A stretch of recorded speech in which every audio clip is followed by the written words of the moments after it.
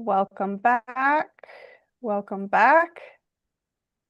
All right, it looks like it is redirecting to YouTube. Welcome back, everybody. Welcome, welcome. Thank you to everyone who's joining us live and everyone who's watching the replay. Welcome back to the True Sky Crew podcast, where we teach you to align with the true sky, to align with your true self. I'm your host, Sachi, also known as Sachi the Seer. Oh, it looks like. Welcome back. Sorry, we have a little bit of reverberation. Let's quiet that down. Okay. So again, I'm your host, Sachi, also known as Sachi the Seer, and I welcome you to season 2. So season 2's theme is United Under One Sky. The aim of this season is to bring the True Sky community closer together, as well as help others understand that the True Sky unites us all.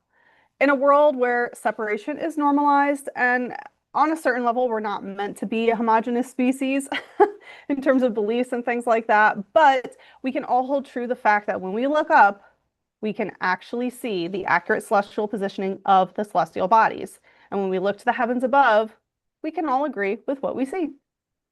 This season, we'll be featuring a slew of True Sky astrologists. I have some exciting guests already lined up and even more in the works.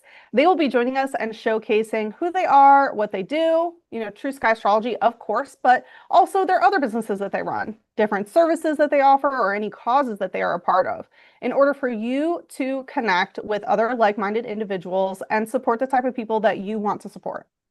Each guest will be choosing an astrology related topic to discuss on the episode, and that's completely up to them.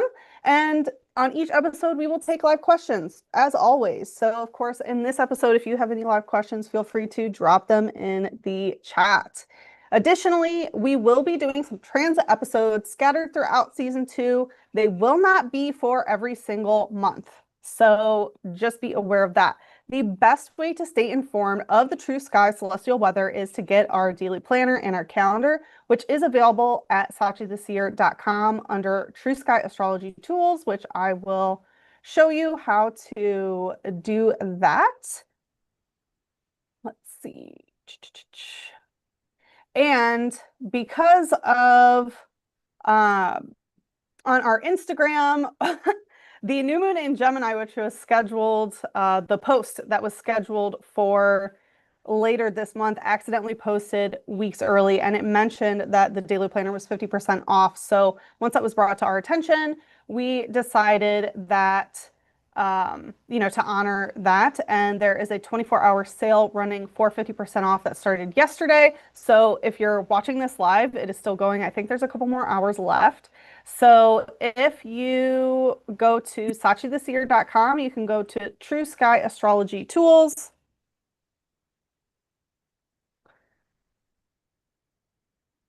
And you will see that the June daily planner, the digital planner, is 50% off, currently at $10. So make sure that you check that out. We also, of course, have the calendar still available. So make sure that you get that for accurate celestial positioning.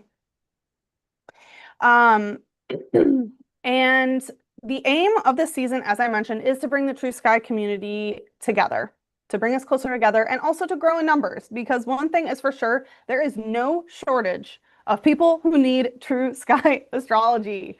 We need True Sky astrology leaders to help the general person, the average person who is into astrology or even not into astrology, to help guide them to accurate celestial positioning and charting. We need more True Sky leaders showing the way for those who have been spiritually hoodwinked to look down at the tropical algorithm on their phone instead of looking up at the sky. So for anybody that is new here, I'm going to start by introducing myself before I introduce our guest. So I'm going to reintroduce myself and tell you a little bit about who I am. I am Sachi. I'm the owner and CEO of the True Sky Crew. I'm also the owner and CEO of Sachi the Seer, which was founded in 2019. I've always known I've had gifts from a very, very early age. I was engaged in ritual magic by age 6.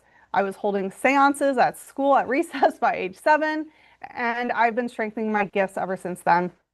I'm clairaudient, claircognizant, and clairsentient. I'm also a master astrologist. My studies began when I was at age 9, and I began professionally decoding charts by age 22. I went on a different path for a while. I got a bachelor's of science in molecular biology, a concentration in neuroscience. I worked in material science for 5 years. And then I quickly began my own metaphysical business instead of continuing to work for someone else. And my background helps me channel information on a cellular level and a neurological level where I can feel the neuronal networks that are involved with the topic at hand, as well as which cellular systems are being activated or inactivated, deactivated. It really helps with my channeling work a lot. But back to the astrology. Personally, I specialize in chart hacking. So that is utilizing your chart to accomplish various goals through embodiment and other methodologies. I developed a few courses around this. My Astrology 101 course, let's see, classes, there we go. My Astrology 101 course, which I say 101 course, but it is extremely extensive.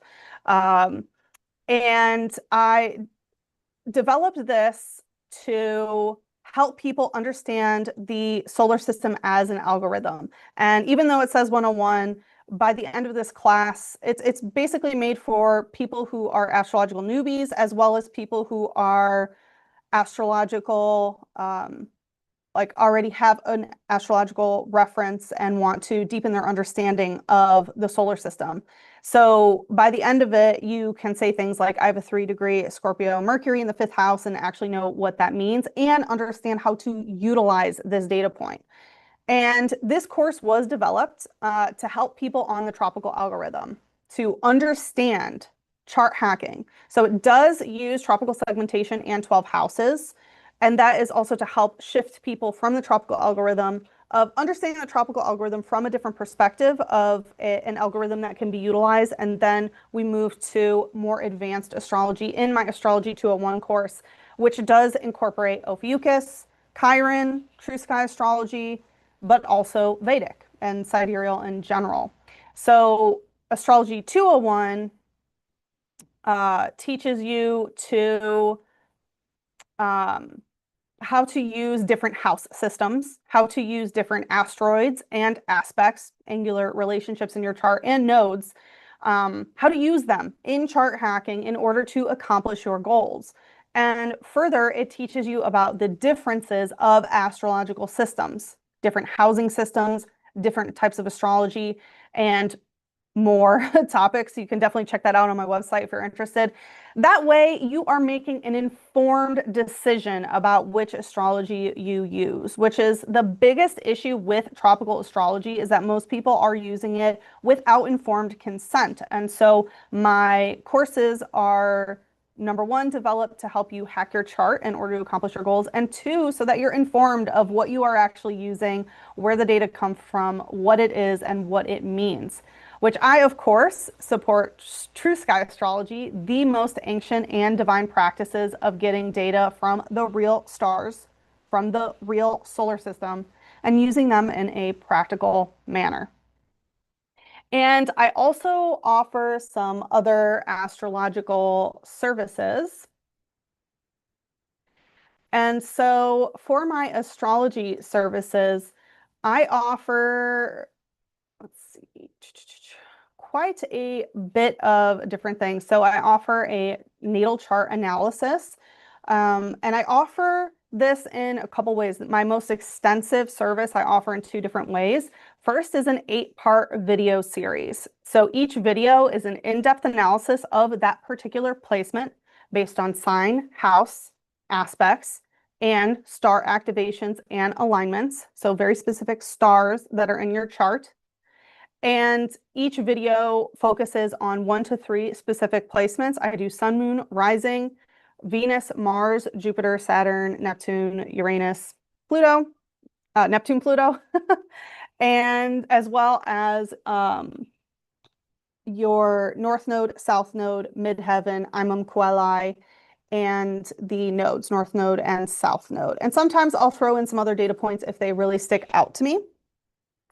And for the other way that and each video, I should say, is usually around 45 minutes to an hour and a half long. It is very extensive. This is for people who really want to go deep into who they are and have various levels of data in order to understand their astrological chart. My other option is that I also offer a written book. And this is a very, very special thing that I offer. It's a very special treat. It takes me months to complete it, but it is my most thorough and detailed work. I include all minor aspects as well. And these are usually 100 to 200 pages, you know, single spaced pages, depending on which stars you have in your chart and how many aspects that you have. So how long it is quite, the range is quite large, but it really depends on how much data there is to work with within your specific chart. It is a very, very special and intimate service and gift to receive, to have a book written all just about you. And then I also offer readings where you can ask very specific questions. So you can ask either 3 questions or 5 questions about specific things in your chart, whether it's an aspect, a placement, a specific star, a specific house, et cetera, or you can ask me to highlight certain things that I see. I often get clients that want to book a 5-question one. They have, 3 questions, and then they ask me to highlight 2 things in their chart. That is quite common. So if you're interested in that, you can also book that. But also, if you just want your chart that has the star data, I also offer a chart-only services. So that shows your chart wheel. I use the 13 house system. So it shows a chart wheel with the 13 house system, as well as which stars are aligned and activated in your chart.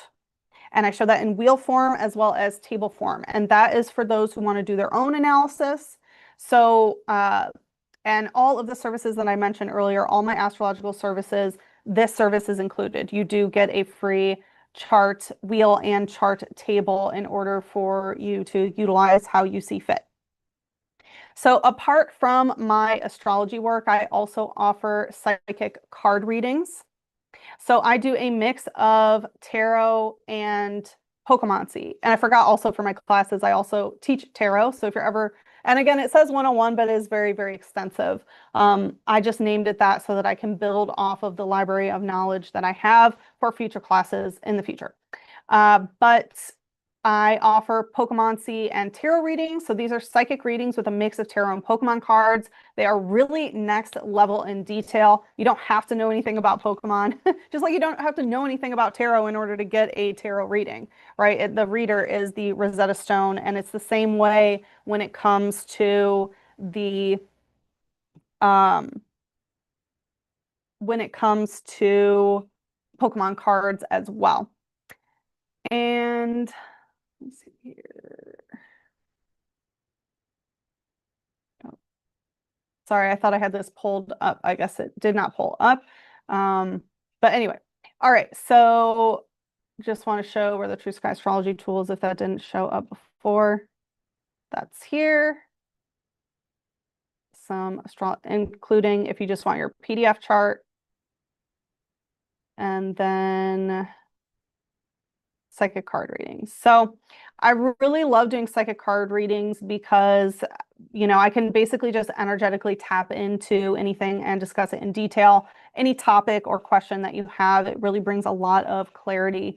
And I've worked with a plethora of clients, all ages, all types of people. It's probably the most fun for me because I love energetically connecting to people and helping them navigate through some situations that they need assistance with, or helping them find clarity on things that seem cloudy in their world. I also offer spiritual mentorship. It's a live one-on-one service. It includes astrology, tarot, and Pokemoncy readings, and also talk therapy to energetically accomplish whatever it is that you want and need. I offer this by the hour, and I also have a 3-month total transformation package. So whatever fits your need, we can discuss it and so on. So apart from Pokemoncy, the divination modality that I created with Zubida, which I will be introducing her very shortly. I also developed another methodology of, let's see, of divination. And let's just see, I think it's over here, called feathermancy.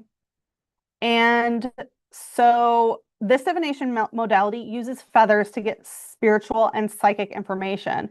So while decoding the color of a feather is quite a common practice, feathermancy teaches you how to use things like feather size, feather type, the condition of the feather, different breakage patterns that are in the feather, where it is and how much is missing or broken, the location that you find the feather in order to divine information from that feather.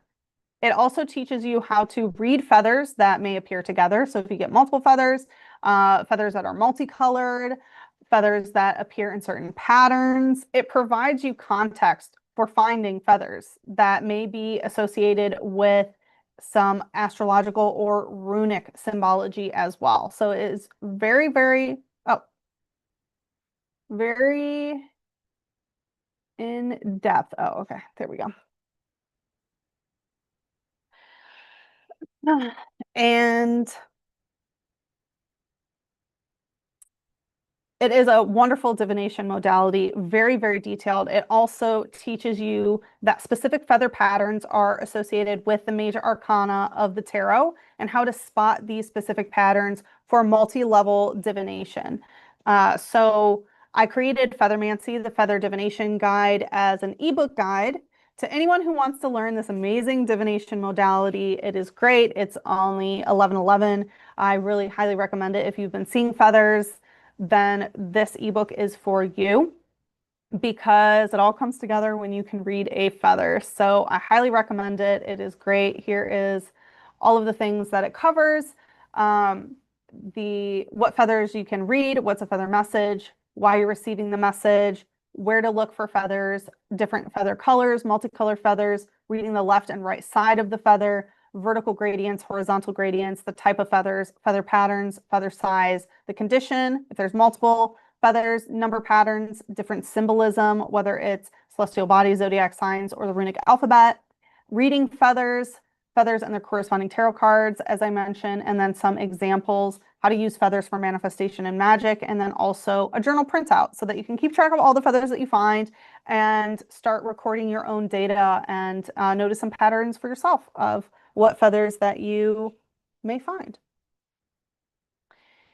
And so highly recommended. So I also offer some exclusive content on my Instagram at Sachi the Seer, where I analyze lunar phases. I give card readings, tarot, Pokemoncy, oracle cards, some house by house analysis, star energy reports where you can learn about specific stars that may be activated in the sky or aligned in your specific chart, and other things as well, you know, general Q&As and such. And you can become an Instagram subscriber in order to access that. And for those who can't do subscriptions, if you can't access IG subscriptions in your country, or if you're just not interested in the Instagram aspect of it, I also post this information on my website by becoming a member. So you can become either a Scorpion, which you can access all the articles that I write. At this point, it is a whole library of information. And then there's also Eagle members, which gives you access to all of the musings, the articles, as well as all of the extended videos of my readings, which if you're interested in checking out my tarot and Pokemoncy readings, you can do that at Sachi the Seer on YouTube. There's a lot of readings. I specialize in guided healing, shamanic shifting, which is taking the energy that you are in currently and transmuting it into energy that you want to utilize in some way. And then also see what pops up reading, where things just see what pops up. And I have recently been guided to start a new series, so I'm really excited to start that. So you can just keep a lookout on my YouTube for things like that. And then also Phoenix members on my website, you get to access everything I just mentioned, plus you get reading every single month by me. You can choose either a 3-question astrology reading or a 30-minute tarot and Pokemoncy reading. So that is what I wanted to reintroduce myself and just share a little bit about what I do. Of course, I am a master astrologist. I run the True Sky Crew. I am a True Sky astrologist. I post lots of True Sky astrology stuff on my Instagram.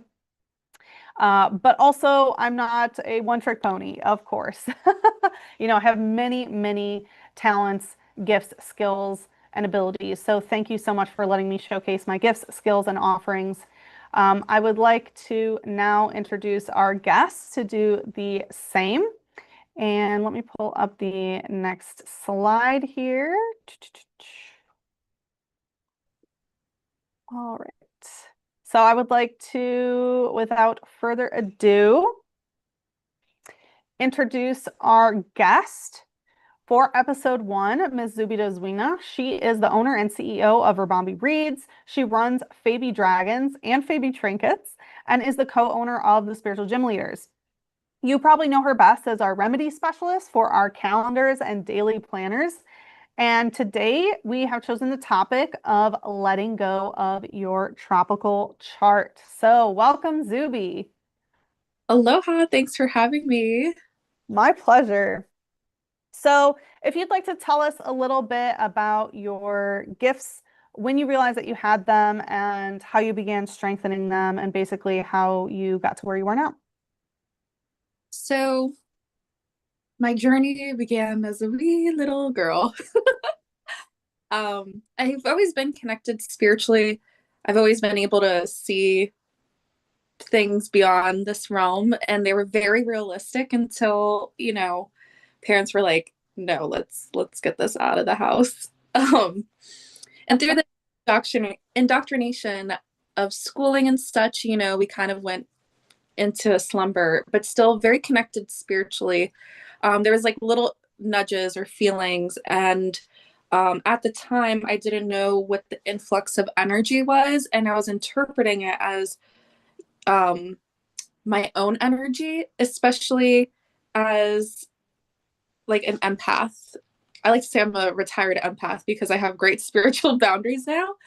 Um, which I know a lot of people can relate of receiving a lot of energy and interpreting it as your own and having like anxiety attacks about it. So I learned how to deal with the energy and like learning how to regulate myself and my nervous system. And it wasn't until I graduated high school where I started questioning religion and my upbringing as well, because I'm first generation American, and having the culture from North Africa and all of its, potency and magic and religious institutes, having to like unlearn a lot of that and coming back to my own spirit. So that really began the journey of questioning myself, questioning religion, questioning everything like that, and being just so in tune and being able to see things. As a tropical Pisces, I was able to tap in mostly into the dream realm.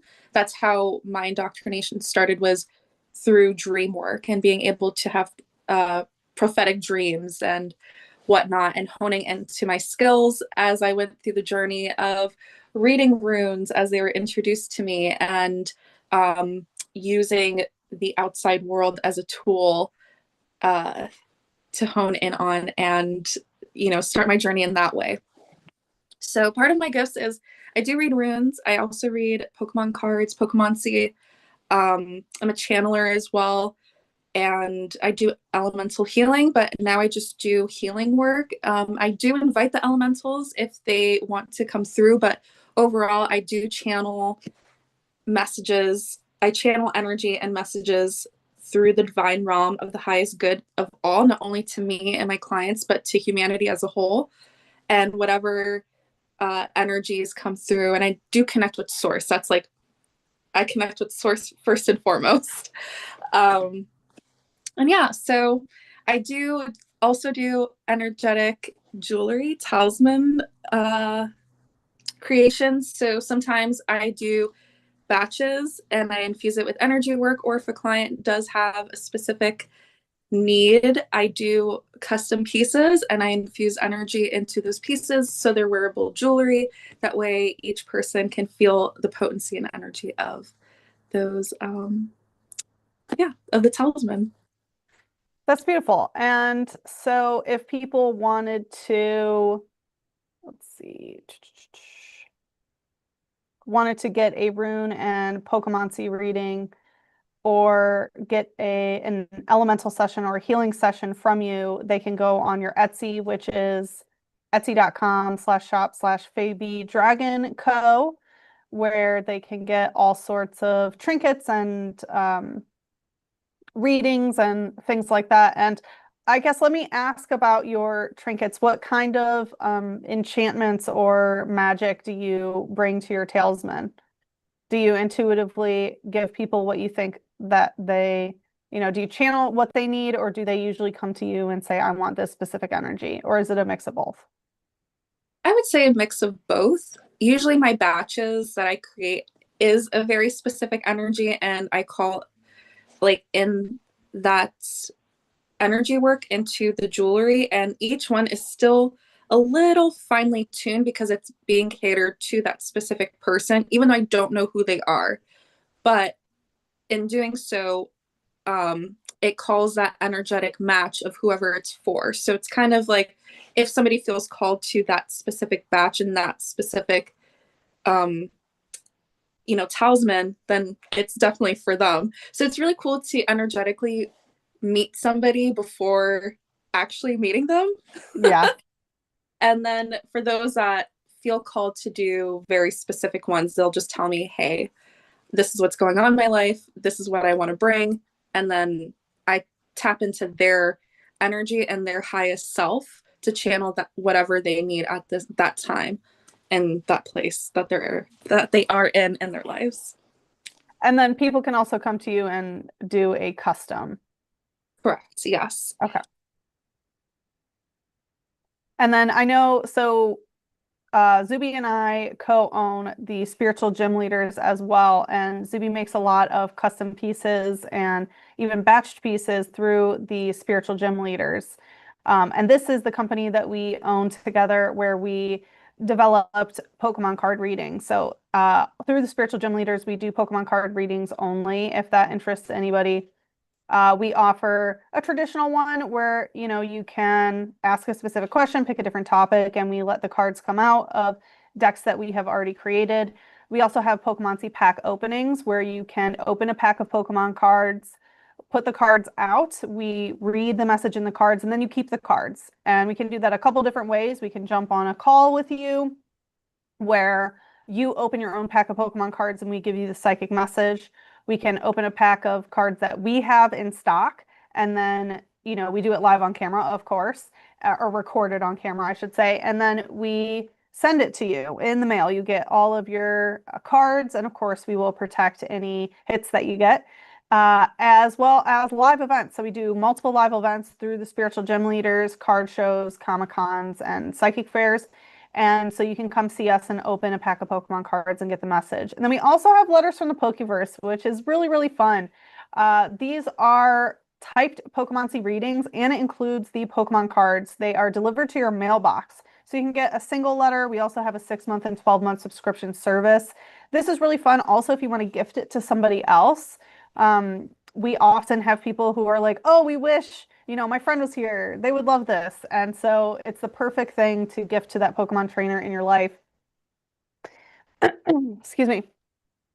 And then, yeah, oh, I forgot to mention this in my astrology services as well. We also have Pokemon astrology. So I offer something called an astrological Poke Party, which is basically taking your sun, moon, rising, Mercury, Venus, and Mars, and translating it into your Pokemon party, which, if you're aware, Pokemon trainers carry 6 Pokemon with them at all times.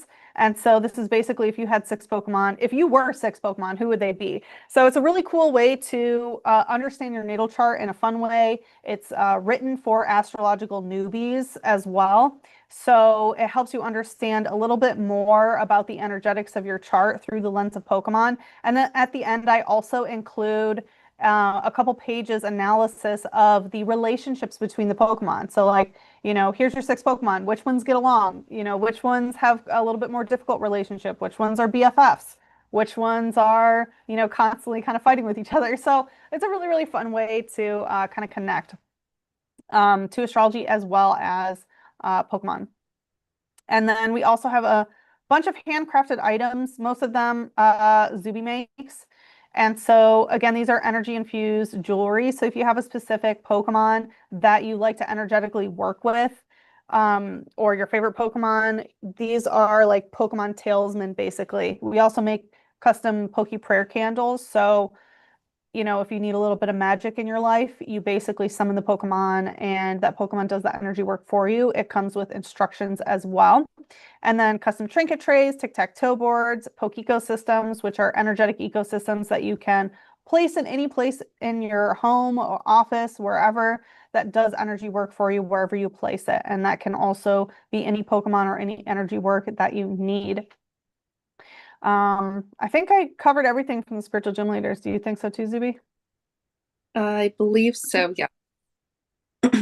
Okay, so I know the intro is a little bit on the longer side for this episode, everyone, because obviously there's two of us. Going forward, I will only be introducing the guests, but I wanted to make sure for anyone that was new here that they also got to know me as well. All right, so we can start talking about what we're here to talk about. Oh, did it? The screen sharing button has been acting a little bit finicky. Let's see. All right. All right, let's see. Is that showing? All right, well, regardless if it's showing or not.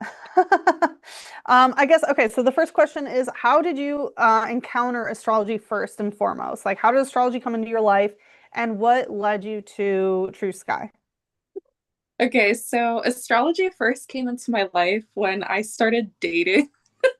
And I was like, oh, let me look into my sign and his sign. And that was the extent of it. And like learning about compatibility between the two. And then, like I mentioned, after I graduated high school, I was connected to different people. And this one person introduced the deeper aspect of astrology. So learning your whole chart. And that really opened my eyes into like, wow, okay, we're not just the sun sign. There's a moon with our emotions, a rising, who we rise into, Venus, how we like to be loved, and Mars, how we take action, the whole plethora of it. So that really opened my eyes to astrology. And, other than just the surface level sun sign compatibility that we read online to do XYZ. And so that's that question. What was the other question? What led you to the True Sky? Of course, I know the answer to this because we actually made our True Sky. We had our True Sky Awakening literally at the same time and together. So that was really magical. But would you like to tell everyone the story about that? Yeah, it's something that we can both share. So it was around the 8-8 portal back in, I think, 2021. Is that correct? Or 2022? I think it was 2021, I think. Okay. I thought it was 2020 before, but then when I looked back, it was 2021. Yeah. Yeah. And we had just co-created, it was actually the first class that we did together, Yes. working with the unicorns. And again, as an elemental practitioner, we did like a whole class on who the unicorns are and talking about how you could work with the unicorns as well as using them to get to the timeline that you want to be in, your highest vibrational timeline, and also doing energy work as well in that. And if those of you who are interested in doing the unicorn workshop, it's actually on the spiritualgymleaders.com or at Sachi the Scorpio or Sachi the Seer.com. And yeah, so we did the class together and everything was just kind of piecing together in terms of like astrology. And I remember we were both shown twice through the Night Sky app through different people of, the Night Sky app. And it kept saying the sun was in Cancer, I believe. But we're like, oh, isn't it Leo season? Right. Yeah. Because the 8-8 portal is like, oh, Lionsgate, Sun in Leo.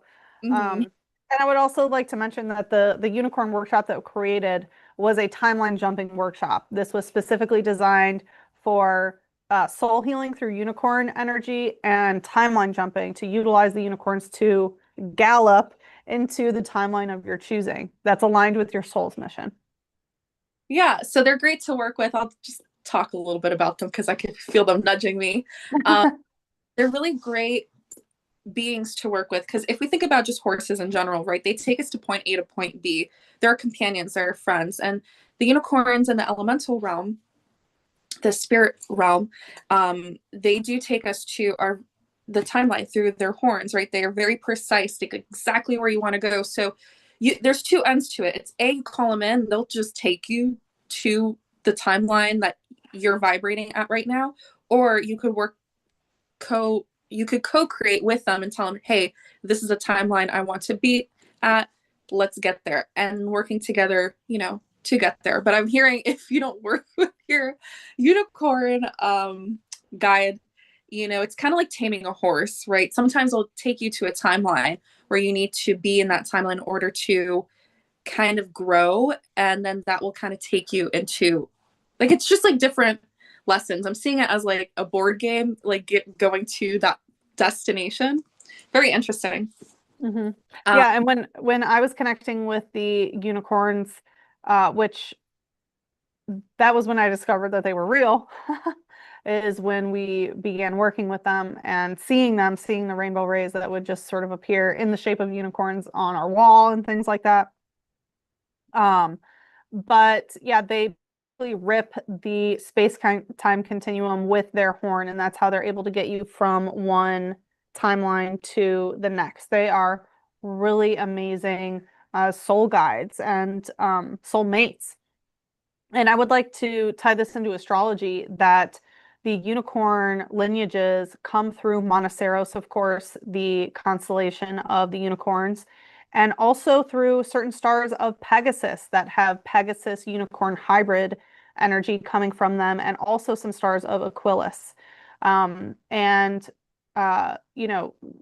Zuby has an alignment with a Pegasus star, so to no surprise, she's the one who brought the unicorns into my life. Yeah, I remember because right after the class, I did a group session and working with the unicorns. So it kind of segued into it. And I remember right after I did it, which you were a participant, there was like a huge rainbow that appeared where we were living at the time. Yes. So beautiful, and just like how it anchored in. And honestly, when you were at my page, I forgot to take down, well, I didn't forget. I guess it was there for a reason to remind me of doing a session with the unicorn. So stay tuned for that. I'm not sure when I want to broadcast that again. And for those that feel called and aligned to do this class together, or it's not a class, it's an energetic attunement. All you have to do is, give the energy exchange. You'll get the PDF and it'll explain everything. It's just kind of being open and aware at the time and date of the attunement that's happening. And this is for those that are ready to be seen, like for your light to be seen and take you into that place where you are recognized and seen for your light and what you came here to do. So it's kind of a very quick, like I'm hearing like it's going to be a very quick timeline shift, because I feel like this group, it's for these people that are right at that precedent of just about there. So it's kind of like the unicorn nudge of like, okay, like let's get you there. Let's attune you. Let's take that unicorn horn and attune your nervous system to receive this recognition, to receive this light, to receive, to be seen through the masses. So yeah, stay tuned for that. Yeah, that's awesome. And additionally, if you, the listener, has activations or alignments in Monoceros, Pegasus, and or Aquilus, you probably are meant to help bring the unicorns in. Obviously, if it comes through Pegasus, you're probably part of the Pegasus lineages, but that is what is so great about knowing the specific stars and things in your chart, because it can help guide you in a way that, regular charts you would just never see. So some of you may be part of the unicorn lineages, helping the unicorns anchor them in Pegasus and so on. But I guess back, so how did this lead to the True Sky Awakening? So because it was about timeline jumping,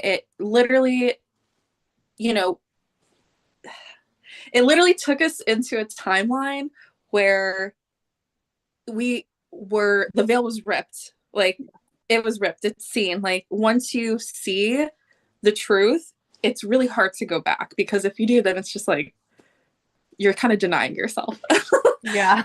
So if astrology truly is the study of the stars, then it makes sense to actually look at the stars. So as we were looking at the night sky app, it was not reflecting what tropical astrology was saying.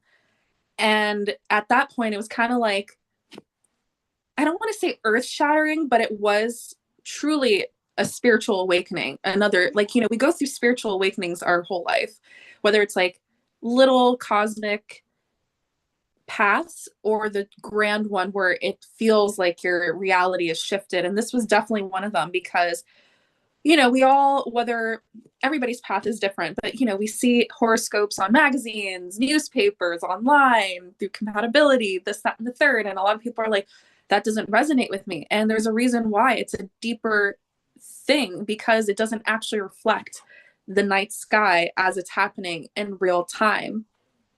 So that's how that started. So doing the class together, and then looking at the actual facts and understanding that truly is astrology, is looking up even all of our ancestors, ancient civilizations. The reason why they had most accurate, predictions of things is because what did they do?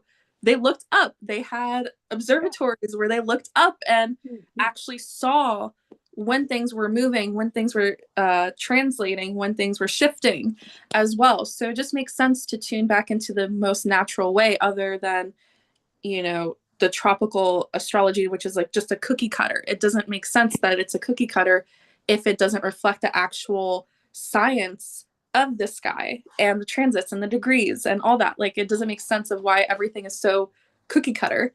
Yes. And additionally, there's the aspect of how all of our ancestors use the stars not only for their predictions, but also for their building, their geometry, to locate specific monuments, buildings, sites on specific areas of the earth, right? So it was helping part of the natural crystalline earth grid and the natural energy flow of the grid.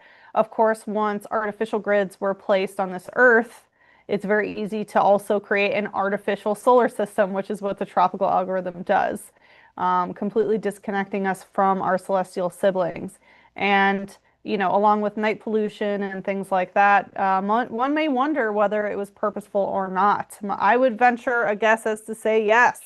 And it's a very interesting to go into the rabbit hole of tropical astrology to see who made it.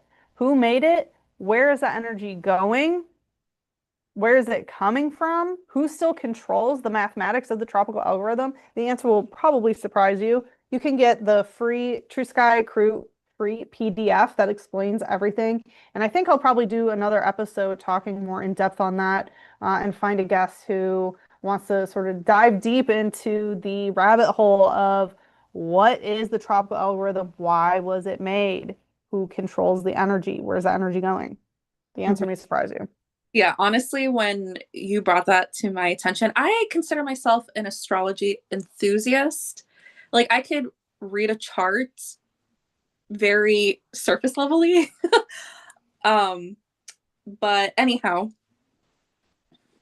it's just, yeah, okay, once the veil's ripped and open and you actually walk the path, how deep does the rabbit hole get? And it's really surprising. Like, again, like, once you go into it, it really is a whole different realm on the other side, because you can actually understand your true self, not just what, again, society has told you or the mainstream media has even told you. And exactly, it's actually understanding, your cosmic self.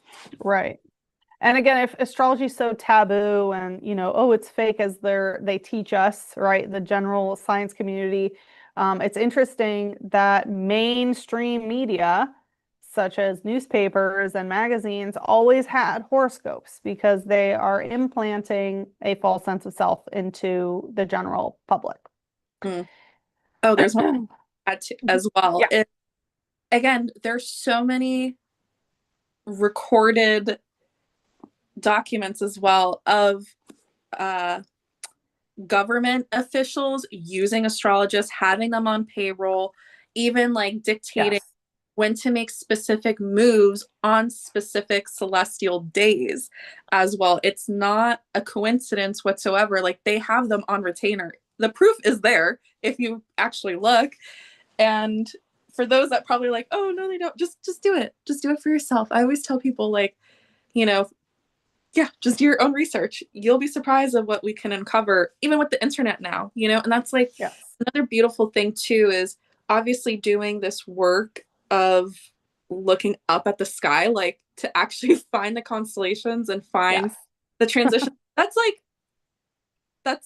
a lot of work to the naked eye. So the fact that Yeah. we this technology now is so beautiful that we can have everything like right at the palm of our hands, and being able to actually dive deep and see these different things. So yeah, just do the research. Sachi's done a lot of research as well. All the information is there, and you know, you could even take matters into your own hands as well and do some more research. That's how I love to tell people to dive into the spiritual realm, is like, don't take my word as true. Take that and do your own research. You know Yeah. what I mean? Come to your own conclusions. Bring your own data points, you know, because it's through your lens as well. That's really important. Yeah.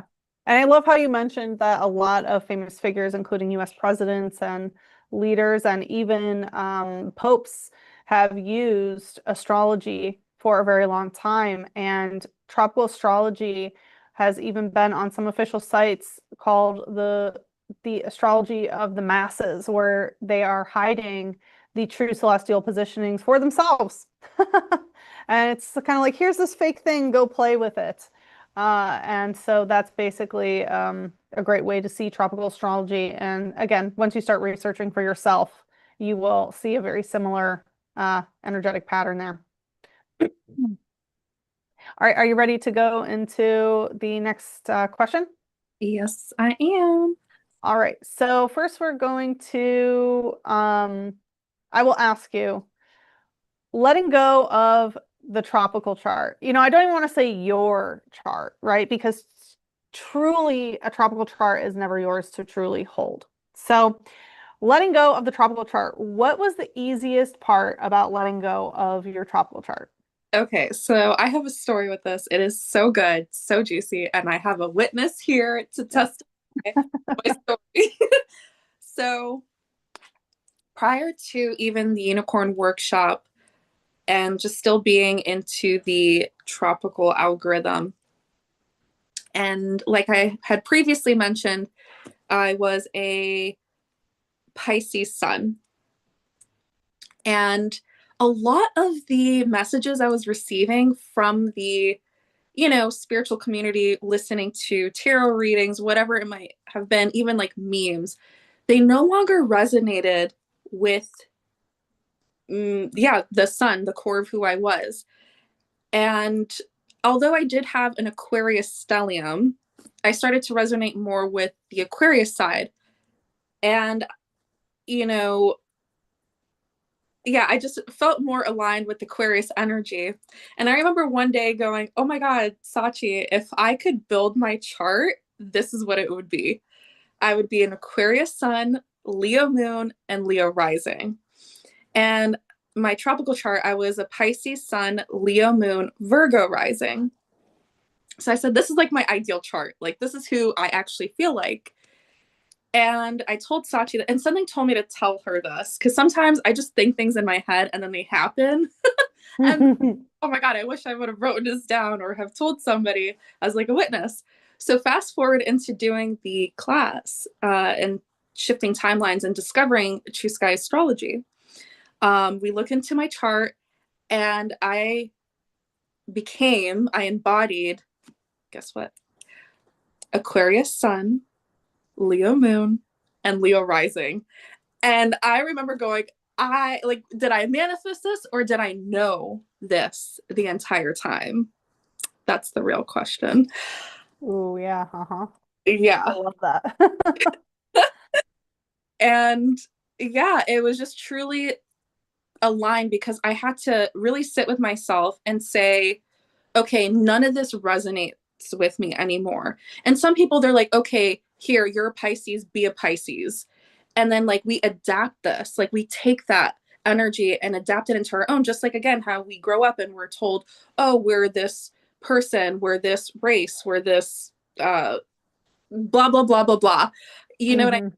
schooling and da da da, like we literally take it and make it our identity. So if we take something and they're telling us, okay, like for me, I was a Pisces, like okay, you're a Pisces, and embodying that, like okay, and then is it psychosomatic that we're like, okay, this is the traits, this is who I am. So is it just programming of saying, okay, this is how I feel, yada yada yada. But if you actually sit with yourself and ask yourself, like, does this actually resonate? Is this actually who I am as a person? And not hearing the outside world and actually coming back into yourself and saying, okay, like, who am I? If I had to release everything of who I think I am, like, who am I at my core, which is the sun? And, this is some questions to even ask yourself as well as like releasing all that. So for me, it was very, very easy to release my tropical chart because it didn't resonate anymore. I didn't necessarily feel the gravitational pull to it. And at that point, I was like, okay, whatever. I release it.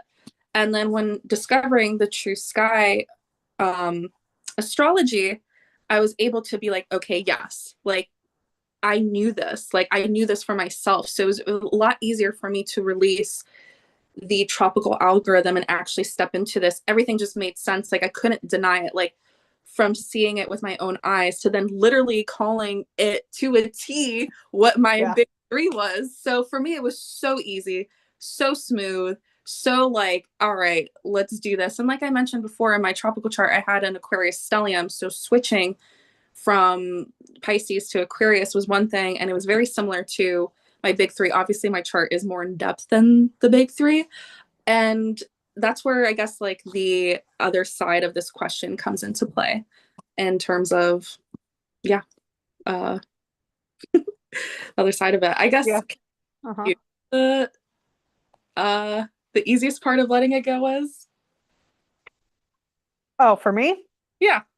Yeah, so well, it's kind of interesting. There's two aspects for me that I would like to highlight. The first is I kind of already went through a chart transition when I was in my early 20s.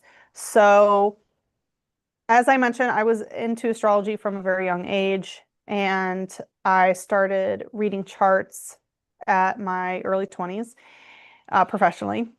And I, to get my chart, so my birth certificate did not have the time on it. So what do you do when that happens? Well, I went to my mom, of course. And this is exactly why I always recommend clients to reference your birth chart unless your parent or parents have like a photo or a video or very clear documentation saying it was at a specific time. Or, if your parents are astrologists, then obviously they will be taking the time very seriously. But I asked my mom, and it was incorrect by 12 hours. So she got me and my brother confused. And, as much as we love our parents and know that our birth is such a significant day, it's a really great reminder that, our parents are fallible and they can make mistakes. And so I was working with a chart that was 12 hours wrong. And so the way that I discovered it was, I had seen someone in the astrological community say, don't trust your parents, get your actual birth certificate.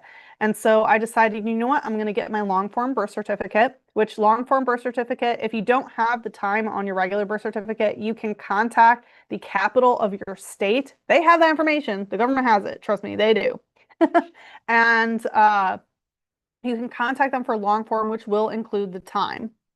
So I decided to do that. There was two methods of doing it. You could either send in a copy of your birth certificate and ID and social security card and all that sort of stuff in snail mail, which for me, I think that's insane to do that in the mail.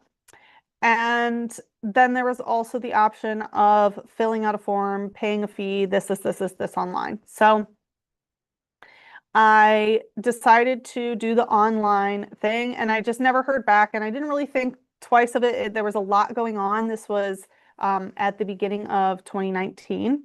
And so or was it 2018? 2018 or 2019?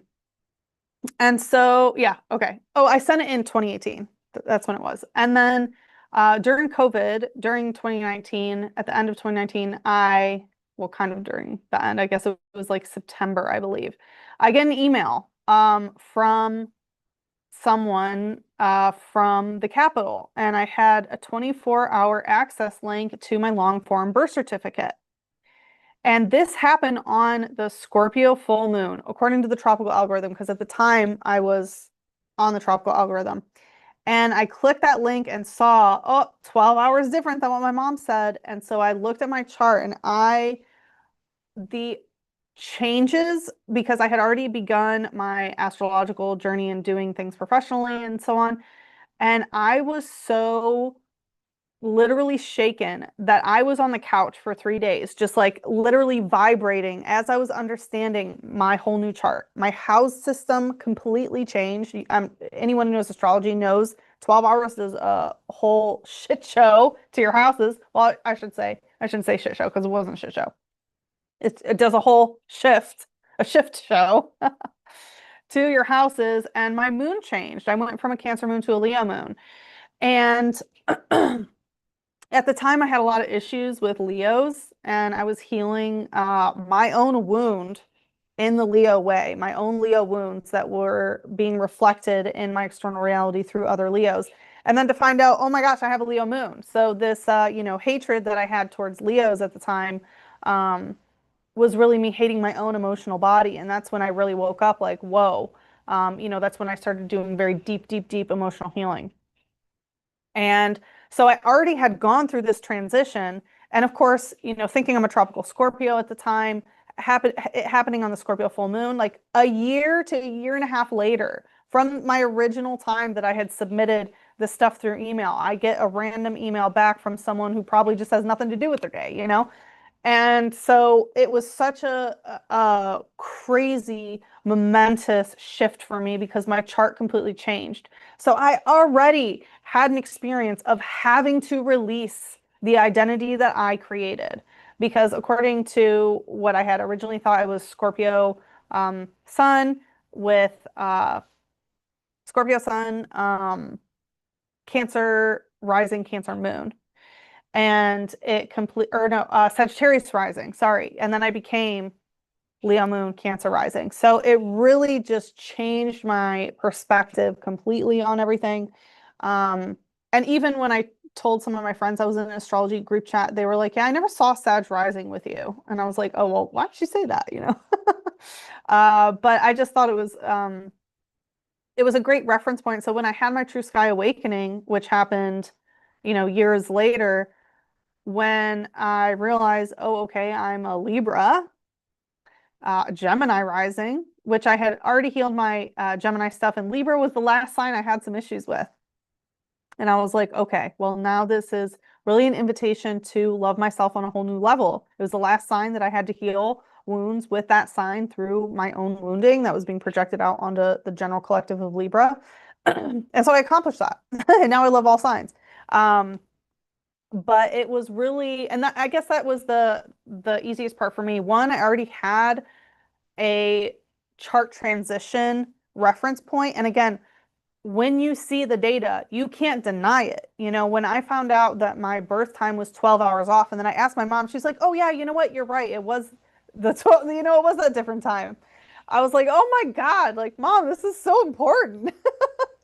But, you can't deny the data. That's the thing. When I found out it was 12 hours difference, like I had to accept that fact. I had to accept a new chart just because my identity wanted to cling on to, Cancer moon, Sagittarius rising, Scorpio sun didn't mean that's who I was. My ego wanted to identify as that, but it just simply wasn't true. So when I saw my True Sky chart, it was basically the same thing happening again to a greater degree. to a very greater degree, I will say, because not only do you have to leave your old chart behind, you also have to embrace a whole new level of astrological understanding, including that the constellations are not 30 degrees each. So not only do you get a new chart, you get a whole new astrology system, the real astrology system, I'll say. And so, but for me, it was very easy because, it's just an invitation to love yourself or myself on a whole new level. It was like a challenge almost. Like, can you still love yourself? Can you embrace who you truly are? And of course, for me, the answer was yes. Like, I am an alchemical master. That is what I specialize in, is alchemy of transformation, of, letting go, shedding, phoenix energy rising from the ashes. So I really loved it. And I will just add to this that I find another really easy part about it is that a lot of the things that you have in your tropical chart are still in your true sky chart. It kind of like Zuby, how you said you were a Pisces with an Aquarius stellium and then you became an Aquarius. So similarly for me, instead of having a Sagittarius Mercury, I had a Sagittarius Venus. Instead of a Scorpio Sun, I had a Scorpio Mercury. So a lot of the signs were still the same. Yes, some of them obviously are different, but a lot of the signs stay the same, obviously, because Mercury and Venus can only be so far away from the sun. So they only shift a little bit, although there are some, bigger shifts. But I find that for a lot of my clients, it's easier for them as well because a lot of these signs that they associate themselves with, of course, these are people who know their whole chart. This is not someone who only knows their sun sign. So someone who knows their whole chart is going to see shifts of like, oh, okay, what I thought was, my sun self, my solar self is actually just how I communicate. It's actually just my Mercury. And what I thought was my Venus is actually, maybe my Mars or something like that. So it's very interesting that there are subtle shifts, but you can still identify with certain aspects of yourself from your tropical chart. It's just a more accurate level of understanding. So I'll ask you this, Zuby. Was there a placement from your tropical chart from the tropical chart that you were really glad that you were letting go of?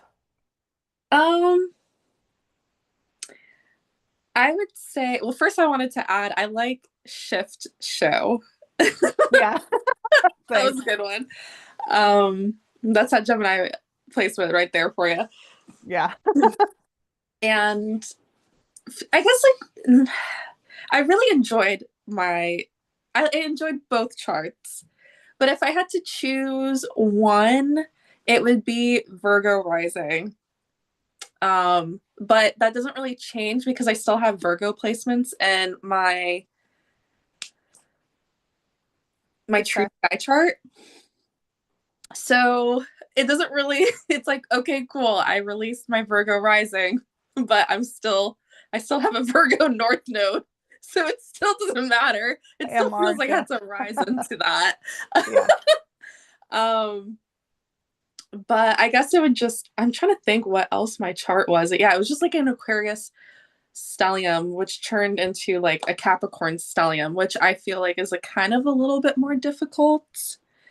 Yeah, I will say for me, what I was happy to let go of is my Capricorn stellium.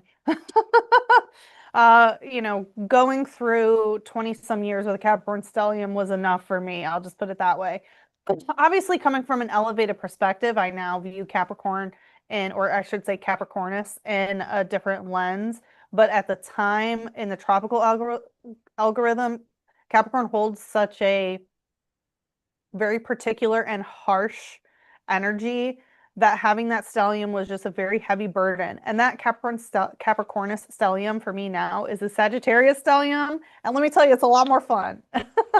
So for me, that was the easiest thing to let go of, even though at the time I did like all of the, hard work and all the stuff that Capricorn embodies. I enjoyed it at the time, but now I'm just very happy to be more Sag. Yeah.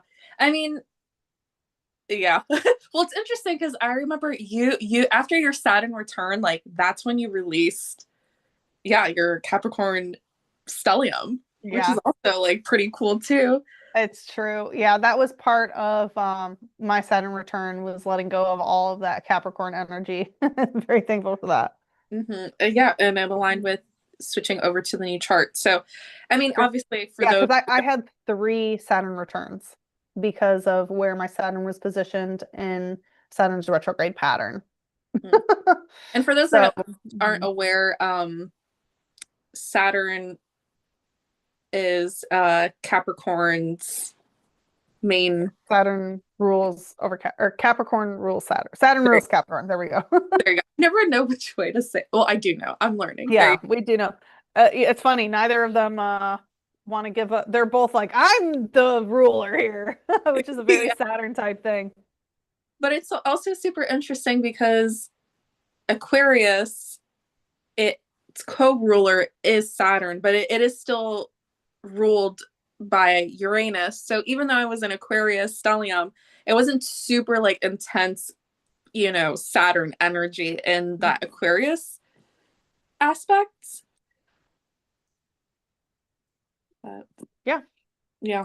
But yeah, I guess but the thing is I'm also going through not my Capricorn return, my Saturn return as we are speaking. So all these activations and my Capricorn placements are being activated at this time. So I guess like that's, I would say, probably the most difficult thing right now. I have no idea. Yeah. Yeah. Having a Capricorn stellium is quite difficult, especially going through your Saturn return, but you're handling it with grace, I will say. Thank you.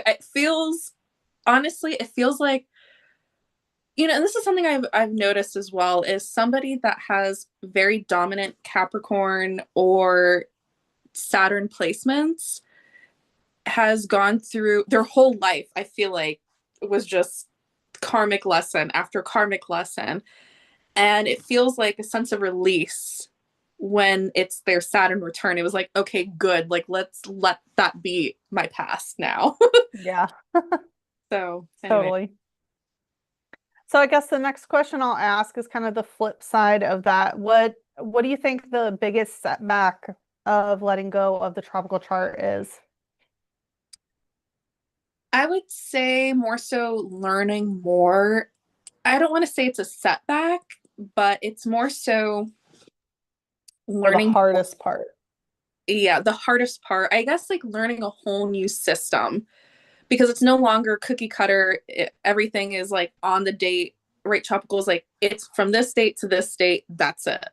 This is like, no, you actually have to see for yourself how long does a planet go into each constellation. It's not 30 days or however many days. So more so Hmm. like the learning curve of it. But as far as like my chart goes, I did mention I really I enjoyed both charts. There wasn't necessarily anything hard about releasing it other than just more so embodying it. It was a very easy transition for me. Uh, and I know it's a little bit difficult for other people because they want to hold on to it. And I'm very grateful for the how easy and graceful it was for me to transition from one to the other. I know a lot of people either A, don't want to accept it, or B, have a complete ego death to be able to embrace it. So for me, it was just more so the learning aspect of it and also like talking to people about it. Yeah. Like that's, I feel like, is the hardest part is like, okay, like, well, which placement, like which like algorithm do you want me to tell you, like the surface level or the deeper aspect? And honestly, again, that is probably for me the hardest thing is because how deep do I want to meet people or how surface level do I want to meet people? Is it worth talking about or are they just going to blow it over? So it is that aspect of tapping in and sharing this information with other people that I feel like is more so the hardest part for me. And then, like I said, embracing this new energy. And I did mention previously, yeah, this this Capricorn stellium that I'm being activated at this time. Yeah, that's true because, what's your sign now becomes a loaded question Mm-hmm. because there are such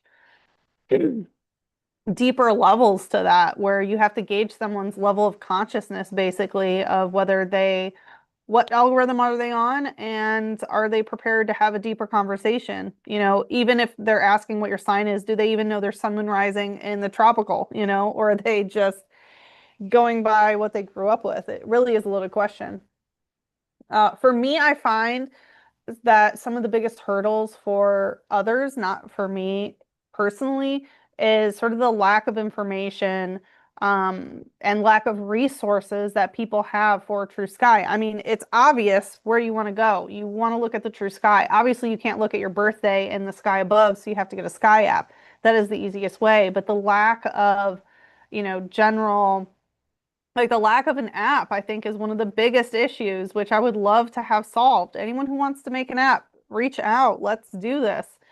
But the lack of information, I think, is the most critical aspect of this because, if people don't have information handed to them, they are less likely to embrace it. And that's the thing about tropical astrology is that it's everywhere. The information is, in exactly like we said, magazines, um, newspapers, apps, websites. That is the common thread, is this fake algorithm telling us lies about where celestial bodies actually are.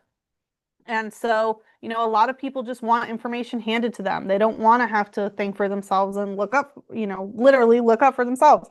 Um, and when they do, and then they're like, oh, well, I need someone to sort of hold my hand through this. I find, again, it's lack of resources and lack of information that can be the biggest setback for people, which is why we need more True Sky astrologists. We need more True Sky leaders to help this process of, kind of hand holding and guiding people, to help them when they feel lost in, the actual celestial sea. And I do also agree with you that letting go of an old identity is hard for a lot of people. People don't like ego deaths. Some people do not want to grow. For me and the clients and people I work with, they embrace change, they embrace transformation. They're constantly trying to better themselves. They're constantly trying to assess if they're in their highest vibrational timeline and the most aligned that they can be. And I love that for them and for us. But some people just want to bump along and, not question things, have everything handed to them, and so on. And those type of people, True Sky Astrology is too much of a shift for them that they can't let go of their own identity because, you get attached. Your ego tries to defend itself. And we all know about attachments. Attachments are not good things to have. Um, and, it's kind of like when you realize what the true sky is, and when you look at the actual sky, through a sky app when you were born, and you see actually where things are, there's no denying where they are. It's kind of like finding out that you were adopted or you were switched at birth or something like that. You find out that a whole aspect of your whole entire life was a lie, and for some people it's too much to handle. Yeah. And, this is also why I love chart hacking so much, is because it teaches you to never be bound to one specific chart. Even in the True Sky community, a lot of astrologists do things differently. Some people don't even include the level of depth, including like specific stars. When you have that, it's a whole different understanding of your celestial code. But also, you are so much more than just one chart. Like when I have a client that has issues and can't seem to overcome them, and they attribute this issue, to a particular part of their chart or a placement, I always give them the same advice. Try a different chart. That's why I love the 13 house system, because not only does it allow Chiron to have a home in the constellation of Ophiuchus, but it also allows it and other asteroids to have a home in the ninth house. But it also shifts things in people's charts where they can see things from a different perspective. Like just because every calculator you find, well, almost all calculators that you find default to 12 houses doesn't mean you have to use that. It helps people shift their perspective by shifting the houses into a more organic system, because if there's 13 constellations utilized, you should use 13 houses. Every single placement should have a home. Plain and simple, or else it's not complete, or else everything can't feel at home. So, it really helps shift perspective. I also recently began using the clockwise house system, which I have found very helpful for me and clients. And, Zuby also has her clockwise chart, because if that's the way that the sky is moving, in a clockwise fashion, why wouldn't the house system move that way as well? Right? So I have found it to be very helpful in chart hacking to use counterclockwise to undo energy in your life and clockwise energy to usher in new embodiment codes. And it also helps to achieve different goals. Just as you can change your house system from a spatial system to a temporal system, you're not bound to any one specific chart. You are a whole solar system of complexity. It's within you, and nothing that is two-dimensional will ever accurately represent that. And so it's good to try different charts and see how it feels. You know, don't feel like you have to only work with one. Mm-hmm. And it's so crazy because again, it's like, yeah, okay, introduced to True Sky. Then it's like, all right, 13 houses, so everything shifts. Okay, why is it going counterclockwise? It should be going clockwise. There's so many layers of manipulation and like it's so crazy. It's like so many different layers of time manipulation and yeah, if Yeah, we want to, it's true. because again, it's like, why are we going this way when it should be going this way? Right. Why is It's code manipulation. On the basis, it's forces attempting to manipulate our code to disrupt our own understanding of ourselves and our celestial siblings. yeah?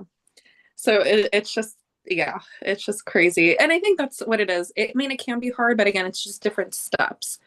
And then once you learn how to step, it's kind of like babies walking, right? It's like, oh, it's kind of hard, and then they get used to it, and then you're just doing it. So each step is, easier than the last.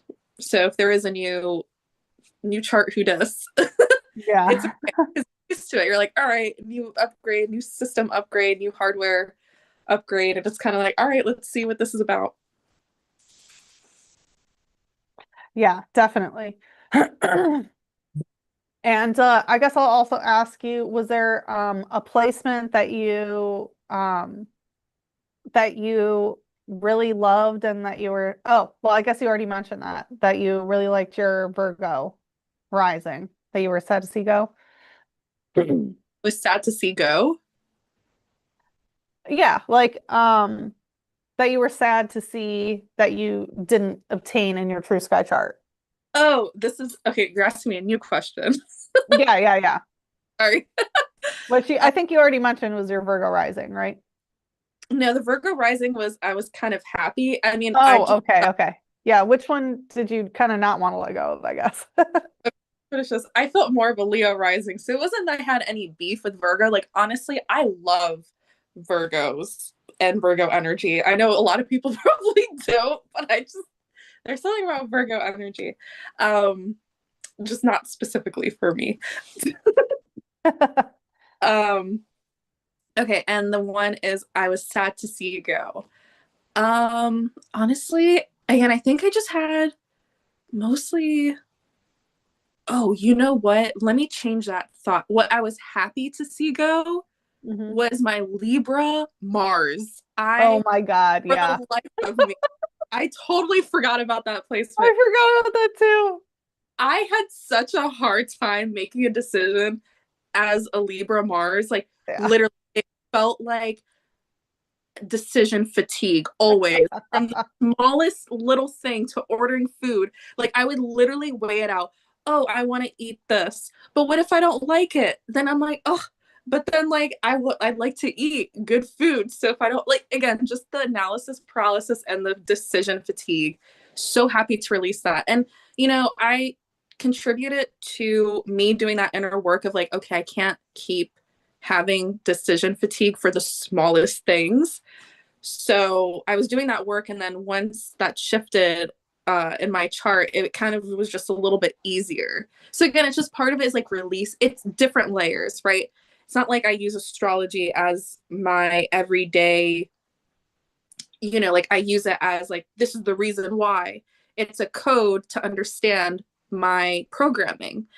Um, so now that there's different levels to it, it's like, okay, I know this is about me. Like, this is how I work and function and making decisions. Like, okay, let's work with that. So, anyways, I was really happy to see that one Yeah, go. I forgot about your Libra Mars. Yeah, um that was kind of a little bit of a pain for me as well. Yeah, I mean it in the nicest way. know how it's just like just make it for me, make the decision for me. Yeah, which can be difficult. Hmm. Um, so, but was there one that you were sad to see leave or no? If no, Um, that's great. and I really enjoyed being a Pisces.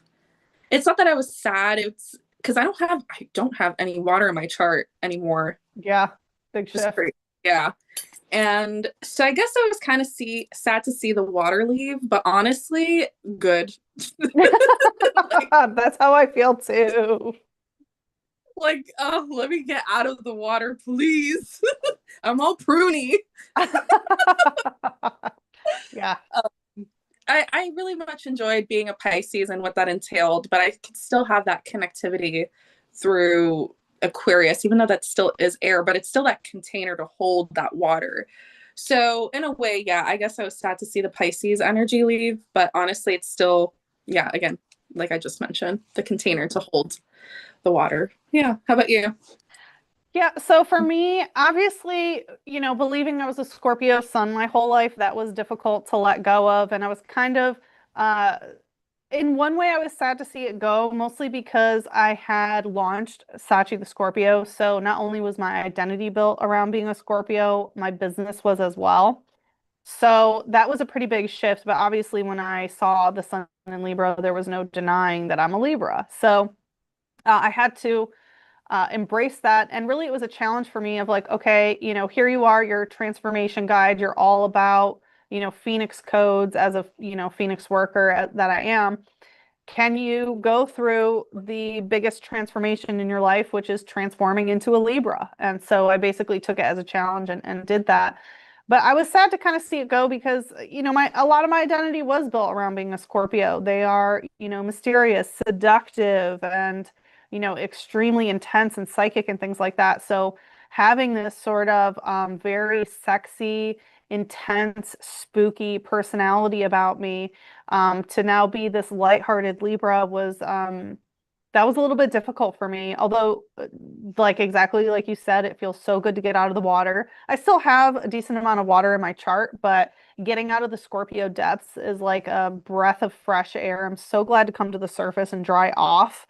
Like, holy moly, did I sit in like some of the murkiest of waters that you could imagine? And I don't regret my journey or anything because obviously the person who I thought that I was during the tropical algorithm is the person who got me to where I am now. So I'm the one breaking that ancestral curse of astrological understanding.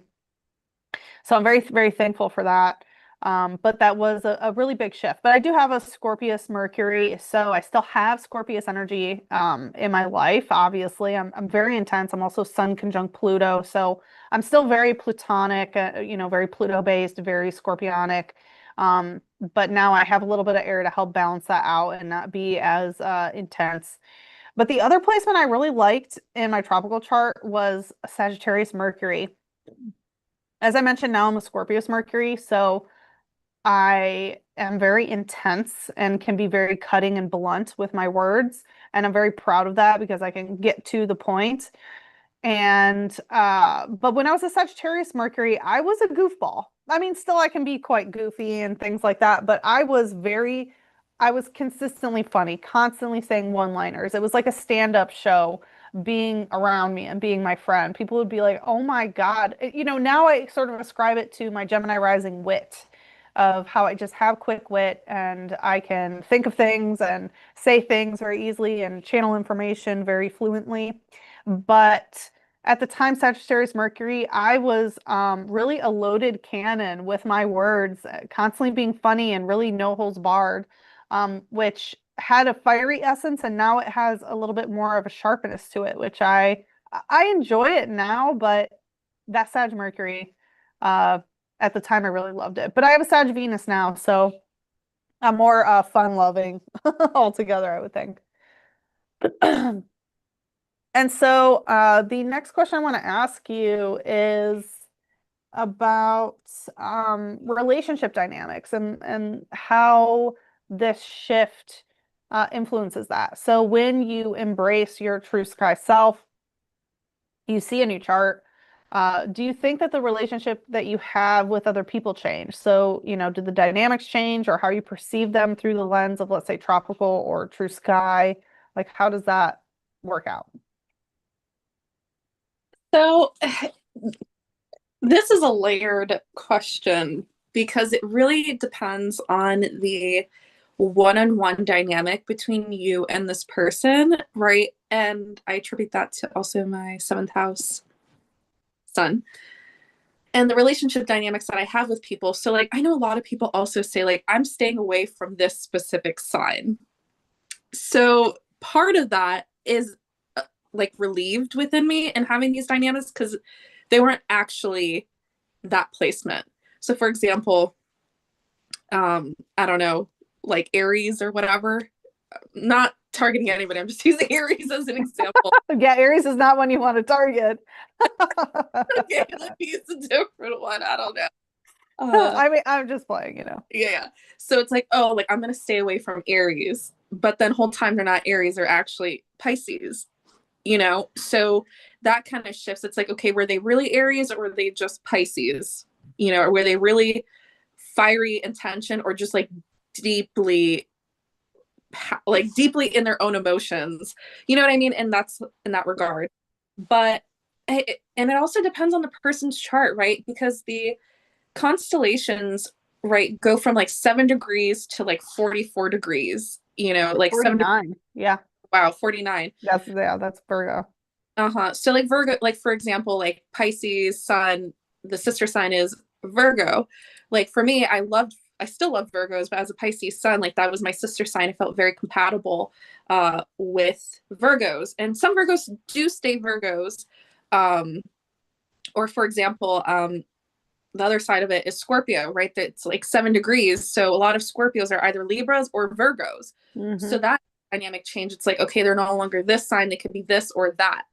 So I think it's just more so about understanding who you're in, like that one-on-one relationship with, whether it's romantic, platonic, so on and so forth. I think it does change the dynamic because A, you're seeing them for who they are, but B, it's also, are they going to rise into who they are or are they going to stay in their tropical chart? So it really depends on that person. It's like, okay, are you going to ascend into this new being of you or, staying in that chart?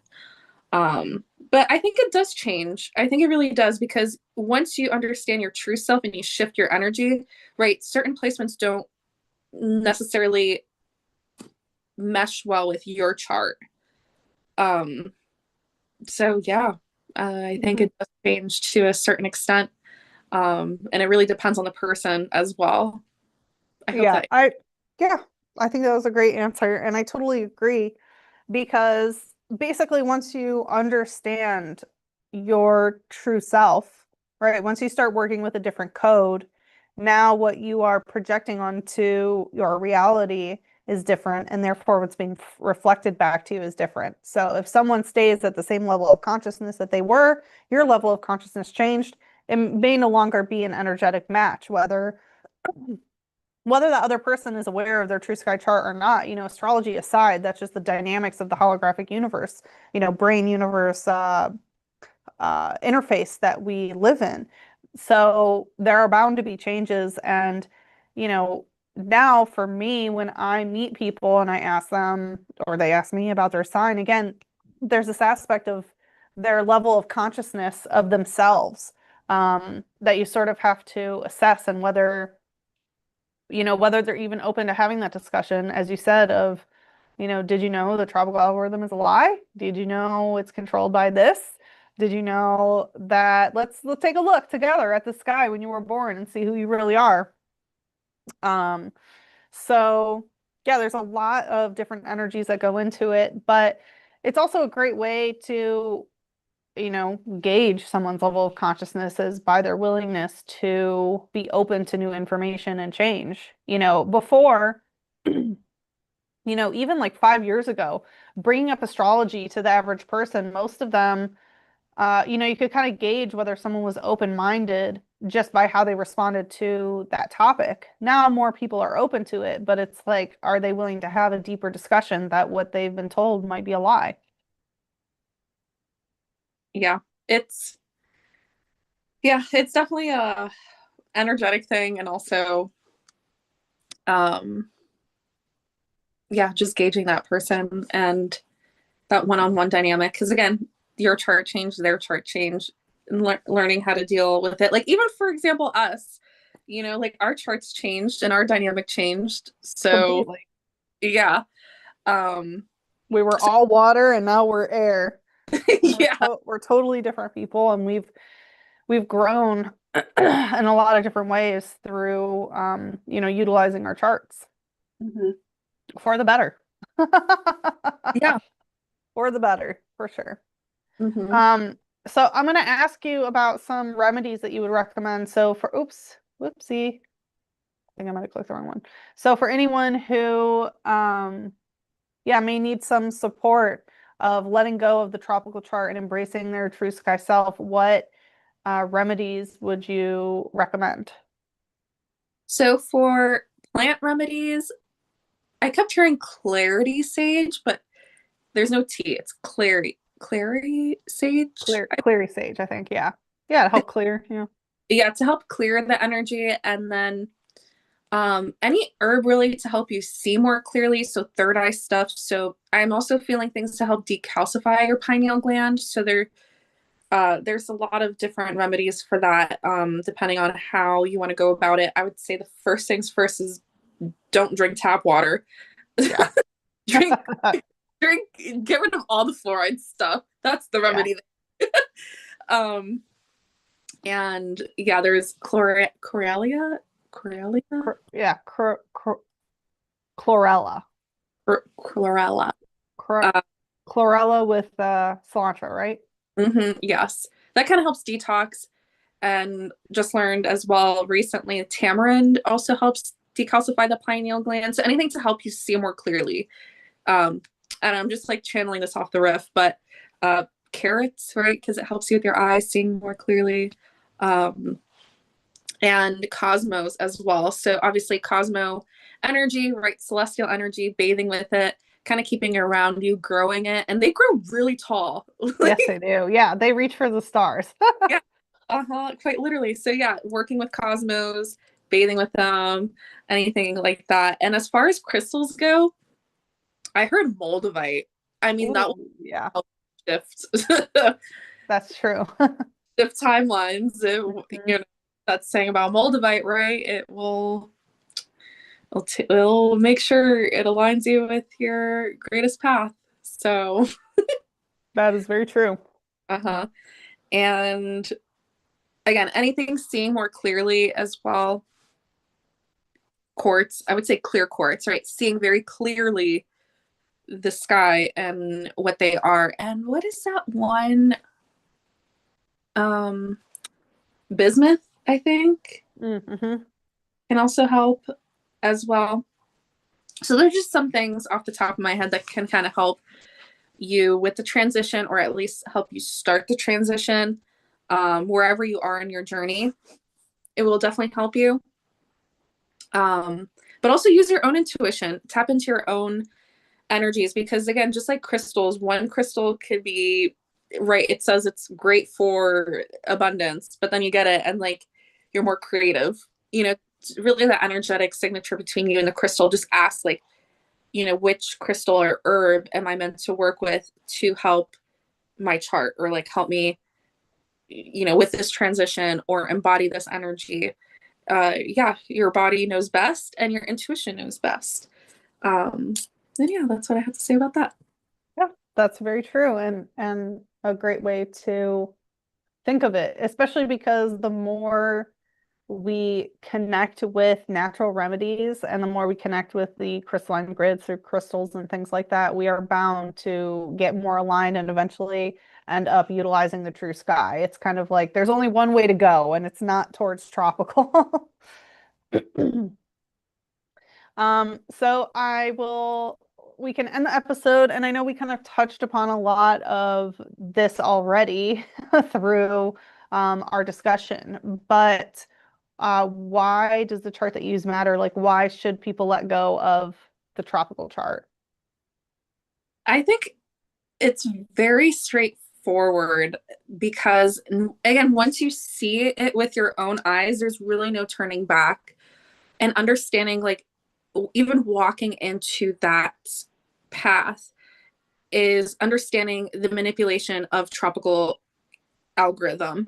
Like, why do you want to? The whole point, I guess, for me as a spiritual being is to become sovereign. So, knowing a system is built to keep us stuck in a time loop matrix system doesn't align with me.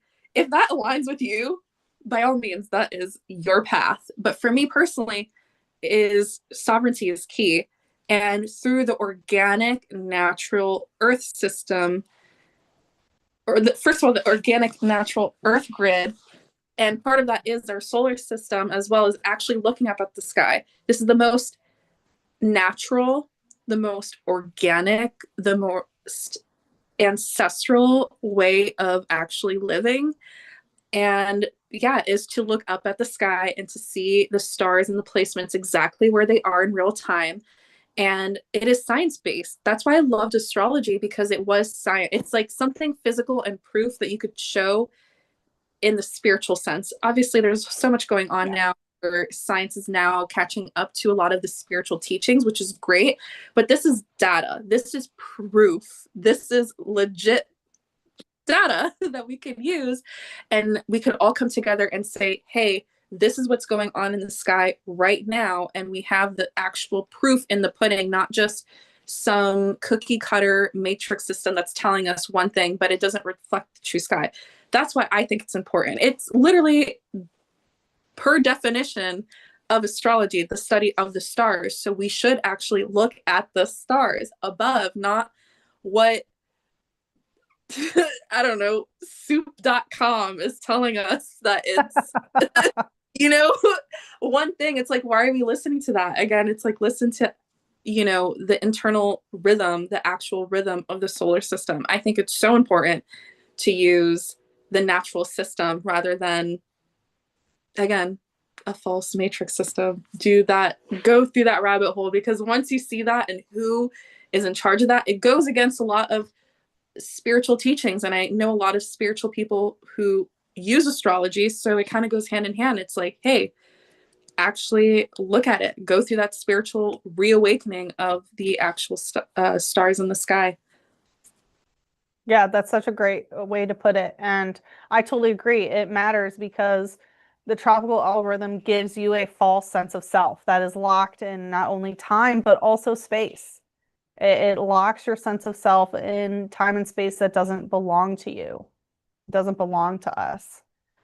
And it is purposely meant to hoodwink people. It is purposely meant to distort the understanding of ourselves and also our natural clock system above. Mm-hmm. And I think another aspect of it is that when you can let go of the tropical chart and embrace your true sky self, for so many, that is the quantum leap that people have been looking for. Some people are like, oh, I wish some like big thing would happen in my life to change my life for the better. That is what it is. The true sky is waiting for you to embrace it, to make that quantum leap, because it really does put you on a whole different timeline. And this timeline is organic. It's based on the organic celestial heavens. Mm-hmm. And I would like to add some more things, but it's the polarity of it. A lot of people who don't want to accept true sky, it's the polarity. It's like you're no better than somebody who says, I don't believe in astrology. Yeah, exactly. Sorry, because it's true. Like, here are the actual facts. Like, you cannot go against facts. It's true. Check the star facts. Ask for the star facts. Yeah. What they're saying. Star facts.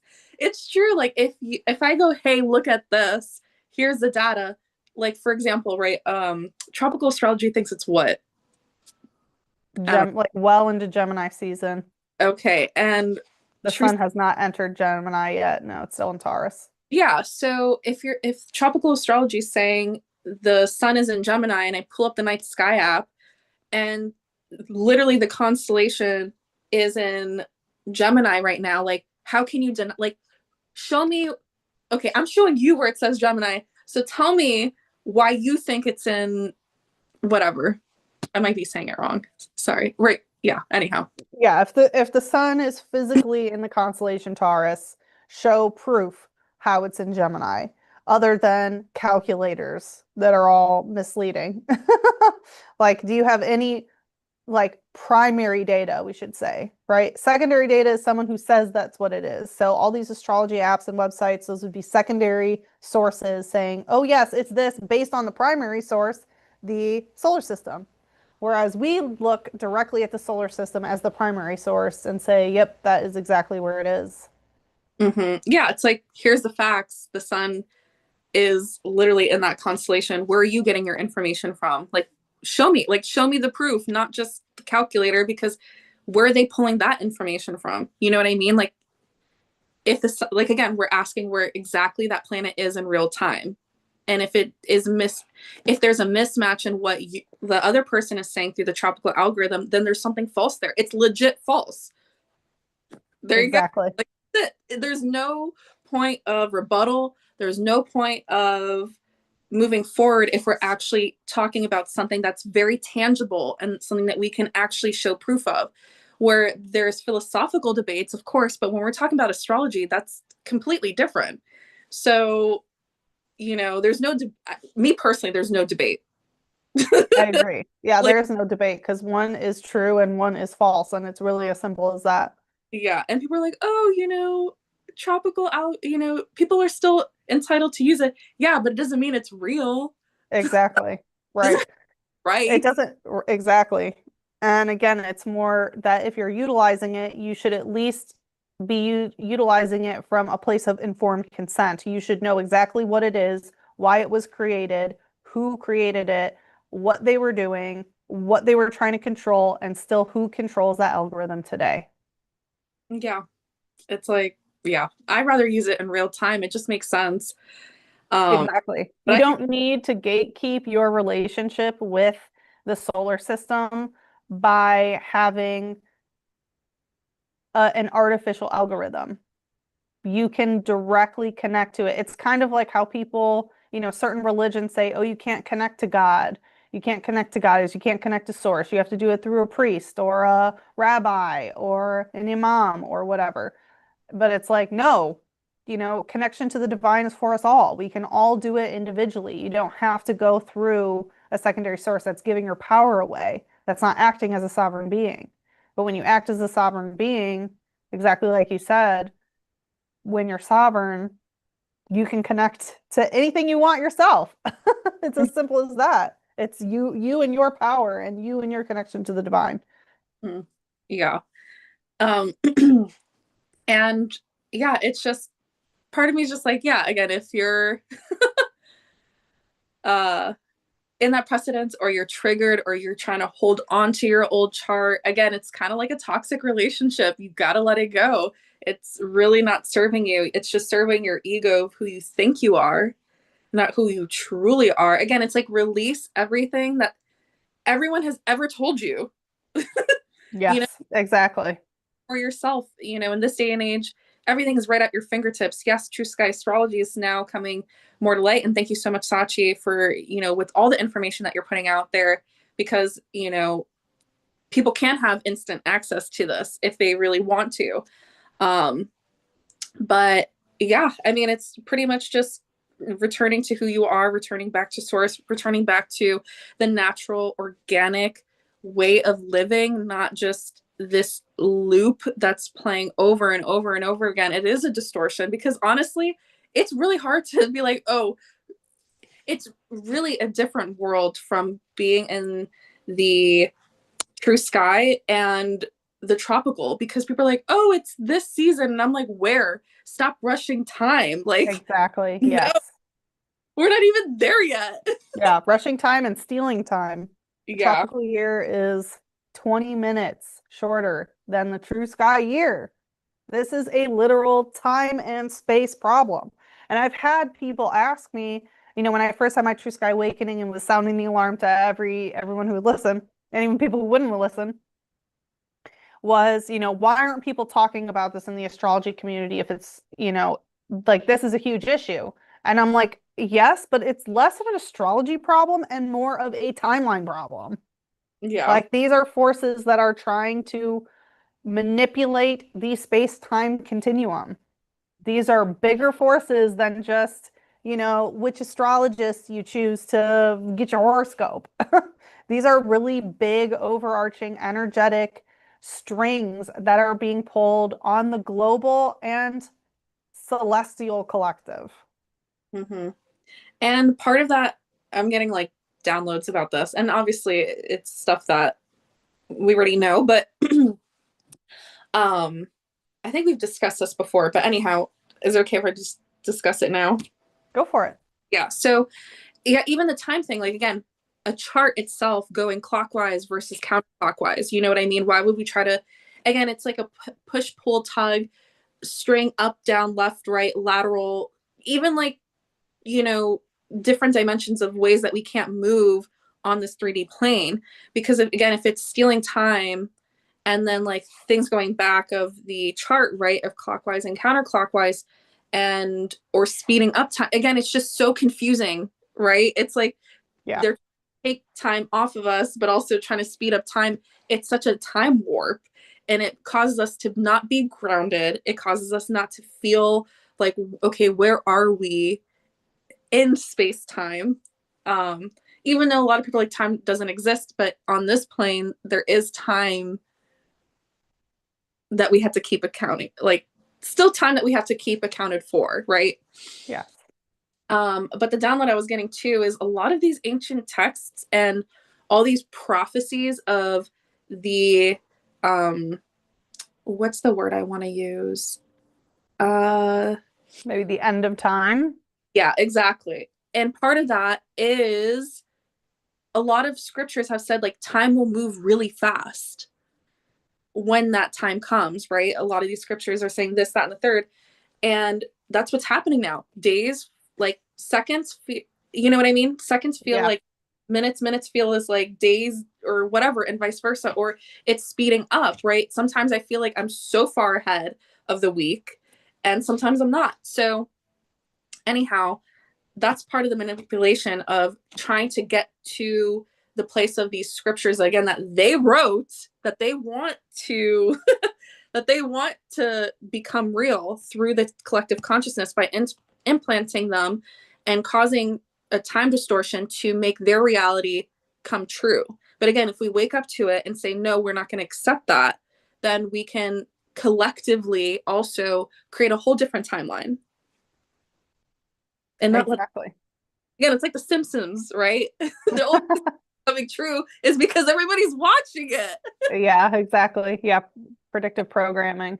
Oh, it's going to come true because The Simpsons said it. No, first of all, you don't have to consent to that. You don't have to watch it, and it doesn't have to come true. Exactly. And that is also, one of the quote unquote spiritual principles of various nefarious groups is that if you don't deny something that they are admitting that they are going to do, then you technically are consenting. So it's consent by default. Um, it's called revelation of the method, that if they reveal they're going to do something and you don't put up a fight, well, then you spiritually consent and then they are free of karmic consequences. That is a very common thread throughout various nefarious groups. So the tropical algorithm is no exception. Mm-hmm. Yeah. So again, it's all just layers, and like each layer is no different than the last. It's just Yep. another layer. And once you get into it, you can recognize it, and it's easier to maneuver, adjust, readjust. You know what I mean? It's kind of like how I said it before. It's like it's just like a baby learning how to walk. Once you learn how to walk, then you're good. You know? Yeah. Uh-huh. sometimes when you're walking, you might trip. That's okay, but you still get back up. Or sometimes you're walking and you just have a pep in your step. That's also great, you know? Um, yeah, it's just different levels of recognition, different layers of either removing or embodying. And yeah, being on Yeah. Earth is cool, guys. Yes. Yeah. Okay. Is there any other topic or aspect that you'd like to discuss before we depart? No, I think I have that all covered. Again, whoever is tuning in, yeah, let's let go of that tropical chart. Let's let go of that ego. It's not even ego. I think having an ego is still important. It's a false ego, Yeah. basically, false sense of self. Yeah. And just embody it. I know it might be a little bit difficult, but there's so many people that can assist in that, Sachi being one of them. And help in terms of bracing your chart. There are already people who have paved the way, and you're not alone in this. You're also not crazy. And for those that have been Yeah. paved, thank you for that, and keep spreading the news because it's so important, especially in this time and place that we're at right now as a collective consciousness. Um, and it really does feel like a split in the, like, you know what I mean? Just like an atom splitting, right? It's like people who want to stay in the algorithm, people who want to go into the natural organic system. You know what I mean? And they're Yeah. both, again, it's just choice, right? That's the whole point of being sovereign, or at least having free will, is you are free to make any choices you want. Um, but be informed about it. Yes, exactly. And yeah, I mean, already we have seen the pace of True Sky Astrology really growing at an exponential rate, and I'm so happy for that. And I would love to help the community, amplify this message further. When we had our True Sky Awakening, and obviously as a professional astrologist, I immediately sounded the alarms to my followers, and obviously that shifted my social media presence. Especially those who weren't ready to receive it, especially, big astrology accounts that didn't want to threaten their base, where for me, I'm like, if people want to get with this, then they will or not. I'm not here to lie to people just to have a bigger follower count. That just really did not resonate with me. Even though a lot of my, at the time, we'll call them associates now, in the astrology community were so afraid of that. But when I started sounding the alarm, it took months, like 6 months for me to meet one other person that used and knew about the true sky. It took a year for me to connect to a small group of individuals. I want to say maybe there was maybe 10 of us. Even now there's probably only 50 that I know of. But our numbers are growing, and that is really great. And I'm glad that more people are coming online on social media, and sharing this information, because when I started spreading this message, it felt like me against the world. It really did. I knew I wasn't crazy because I had the facts on my side, but it was really getting other people to look at what I'm seeing and ask themselves that question. Not, and just like you said, that was a mantra for me as well. Don't believe me. Don't believe your astrology app, and also don't believe me. Please go check for yourself. Yeah. Please And go look for yourself. Right. And then come back and tell me what you think. And, for some, that's too much work. They just want things handed to them. But of course, for those who are in a consistent becoming of themselves, and, willing to learn and grow and be open to the notion that they've been misled or that they were wrong about something, those are the people who are receiving that message. And I think we're at such a collective time where people want change and radical change. And True Sky Astrology is such a great organic connection to our existence that can really help people make that change. And I'm very grateful to be here and be running the True Sky crew in order to help the True Sky community come together and also spread. So thank you for everyone that has gifted me the opportunity to be in this position, to help this cause along and to help the world, become more connected. And I want to thank all of our viewers who are here in the live chat. I see that there's still a couple of you here. Feel free to say hi if you have any questions. Let us know because we are wrapping up. And Zuby, thank you so much for joining us. Thank you for being the remedy specialist for the True Sky crew and our products. And thank you for all of your insight here. It was really great to kick off season 2 with you. And yeah, thank you so much.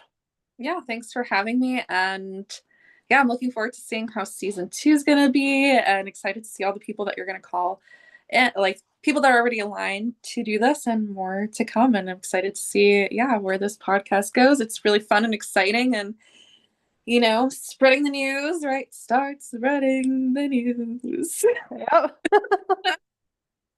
And yeah, I'm excited to see, yeah, where this all unfolds. Again, it feels like a different level of spiritual awakening, whether this is a lot of people's triggers to their actual like grand reawakening, or for those that have been through the spiritual awakening. Again, you're no stranger to the spiritual awakening and the ego death. Like, embrace it, step into it. This is where you can really start manifesting at your highest capacity and being who you are and actually stepping into your lights. And like, this is it's really exciting. Yes, that's such a great point. And the ego death is an ego death and rebirth, right? It's not that you completely lose your sense of self and that's the end. You start becoming your true self. Mm-hmm. Exactly. Because of course, when you align with the true sky, you align with your true self. That is the message of the True Sky crew, and we will continue to push that out into the collective because it is so important that we understand we are all united under one sky. We can argue about whatever, but when it comes to just looking up, as above, so below. So when we start connecting with the true sky, we start connecting with our true self. And it's just really important on a general collective level that we understand we don't have to agree on everything in this life. But one thing that we absolutely all can agree on is the observable cosmos. And so thank you again, Zuby, for being our guest for episode 1. I will let everyone know that the next episode is going to be on Tuesday, June 24th at 7:30 p.m. EST, of course, live here on YouTube. So make sure that you join us. And the next episode is going to be on True Sky Human Design. So human design is such a big topic. I'm not going to talk about it here because we're going to save it. We have our special guest, Amber of Celestial Healing 444 on Instagram, that is going to be here. And she's going to talk us all through True Sky Human Design, what it is, what's important, what shifts, and all of that. So make sure you tune in. If you have questions about this, make sure you tune in live. But of course, you are also welcome to watch the replay. So thanks for everyone who came in for the live video today, and thank you for everyone who's watching the replay. All the things that we discussed during this episode, services and so on, products are going to be linked in the description box below, so make sure you check that out. Make sure you also get your daily planner so that you can stay aligned with the true sky every day, because the true sky don't lie. Bye, All guys. right, thanks everybody. Bye-bye. Bye.